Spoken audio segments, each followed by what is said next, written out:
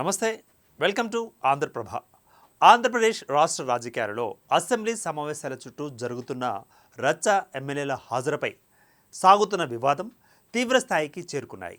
శాసనసభ సమావేశాలకు సరిగ్గా హాజరు కాకుండా కేవలం జీతభత్యాలు తీసుకోవడం ఏ రకంగానూ సమంజసం కాదంటూ ఏపీ అసెంబ్లీ స్పీకర్ చింతకాయల అయ్యన్నపాత్రుడు తీవ్రస్థాయిలో ఆగ్రహం వ్యక్తం చేశారు.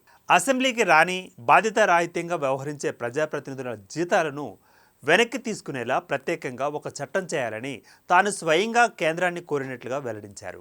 అంతేకాకుండా గతంలో లాగా కేవలం రిజిస్టర్లలో సంతకాలు పెట్టి బయటికి వెళ్లిపోయే పద్ధతికి స్వస్తి పలికేందుకు సభలో సరికొత్త కెమెరా వ్యవస్థను ఏర్పాటు చేశామని ప్రకటించారు.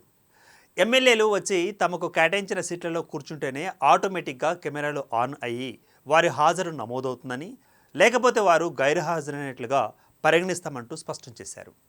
ఆగస్టు 17 నుంచి ప్రారంభం కానున్న సభలకు వైసీపీ నాయకులు విధిగా హాజరు కావాలని, ప్రజలు మిమ్మల్ని గెలిపించింది వారి సమస్యలపై అసెంబ్లీలో మాట్లాడడానికే అంటూ ఆయన గుర్తు చేశారు.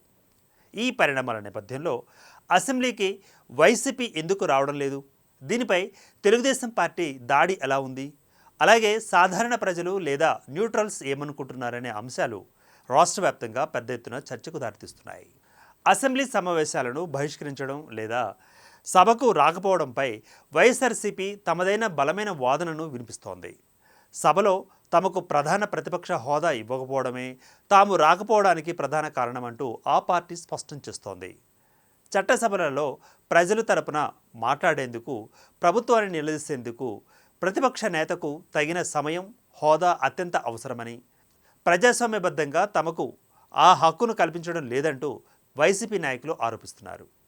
నిబంధనల మేరకు అసెంబ్లీలో తమకు కనీస గౌరవం, ప్రతిపక్ష హోదా దక్కనప్పుడు సభకు వెళ్లి ప్రయోజనం ఏముంటుందంటూ ప్రశ్నిస్తున్నారు. ఇక పాలకపక్షం సభలో తమ గొంతు నొక్కడానికి ప్రయత్నిస్తోందని, సమస్యలను లేవనెత్తే అవకాశం ఇవ్వకుండా మైక్లను కట్ చేయడం లేదా అధికార బలంతో హేళన చేయడం ఇటువంటివి చేస్తోందంటూ వారు అసంతృప్తి వ్యక్తం చేస్తున్నారు.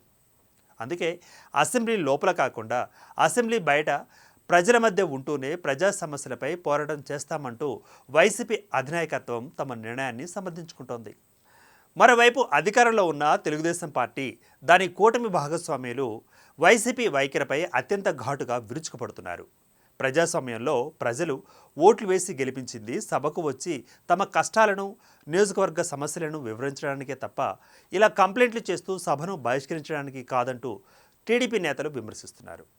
ప్రతిపక్ష హోదా అనేది సభలో ఉన్న బలాన్ని బట్టి చట్టబద్ధంగా వచ్చేదే తప్ప ఎవరూ ఉచితంగా ఇచ్చేది కాదని వారు ఎద్దేవా చేస్తున్నారు.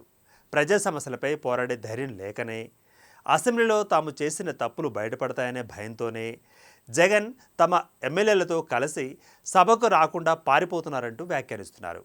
అసెంబ్లీకి రాకపోయినా ప్రజాధనంతో వచ్చే జీతాలు, అలవెన్సులు మాత్రం క్రమం తప్పకుండా తీసుకోవడం ఎంతో సిగ్గుచేటని టీడీపీ విమర్శిస్తోంది.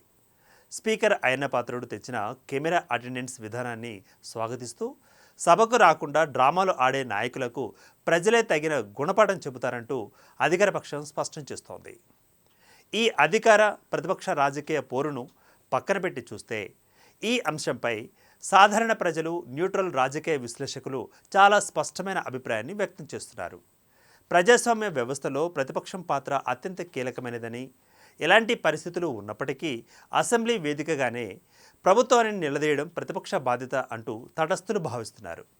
ఇక హోదా దక్కలేదనే నెపంతో ప్రజలు ఇచ్చిన మ్యాండేట్ను పక్కన పెట్టి సభకు దూరంగా ఉండడం ఎంతమాత్రం సముచితం కాదంటూ వారు అభిప్రాయపడుతున్నారు. ప్రజా సమస్యల పరిష్కారానికి ఉన్న ఏకైక రాజ్యాంగబద్ధమైన వేదికను వదులుకోవడం వల్ల నష్టపోయేది ప్రజలేనంటూ పేర్కొన్నారు. అదే సమయంలో స్పీకర్ ప్రతిపాదించిన అసెంబ్లీకి రాకపోతే జీతం కోత లేదా జీతాలు వెనక్కి తీసుకునే విధానం చాలా సమంజసమైనదని మెజారిటీ ప్రజలు స్వాగతిస్తున్నారు. ఒక సాధారణ ఉద్యోగి విధులకు హాజరు కాకపోతే జీతం ఎలా కట్ అవుతుందో ప్రజాప్రతినిధులకు కూడా అదే సూత్రం వర్తించాలని, ప్రజల పన్నుల డబ్బుతో ఇచ్చే జీతాలను సరిగ్గా ఉపయోగించుకోవాలని మేధావులు సూచిస్తున్నారు. ఈ మొత్తం వ్యవహారాన్ని పరిశీలిస్తే ఏపీ రాజకీయాలలో అసెంబ్లీ హాజరు అనేది ఒక పెద్ద సవాలుగా మారింది. ఒకవైపు స్పీకర్ సాంకేతికతను ఉపయోగిస్తూ హాజరును కఠినతరం చేస్తూనే, మరోవైపు వైసీపీ తమ నిరసనను వ్యక్తం చేయడానికి సభను బహిష్కరిస్తూనే ఉంది. ఇక టీడీపీ ఈ అంశాన్ని రాజకీయ ఆయుధంగా మలుచుకొని ప్రతిపక్షంపై దాడిని తీవ్రతరం చేస్తోంది. రానున్న రోజులలో ఆగస్టు 17న ప్రారంభమయ్యే సమావేశాలకైనా వైసీపీ హాజరవుతుందా లేక బయటే ఉండి పోరాడుతుందా అనేది వేచి చూడాల్సింది. అయితే రాజకీయ కారణాలు ఏవైనప్పటికీ చట్టసభలకు హాజరై ప్రజల తరపున గొంతు విప్పడమే ప్రజాప్రతినిధుల ప్రాథమిక విధి అనే విషయంలో మాత్రం ఎలాంటి సందేహం లేదు. Keep watching Andhraprabha.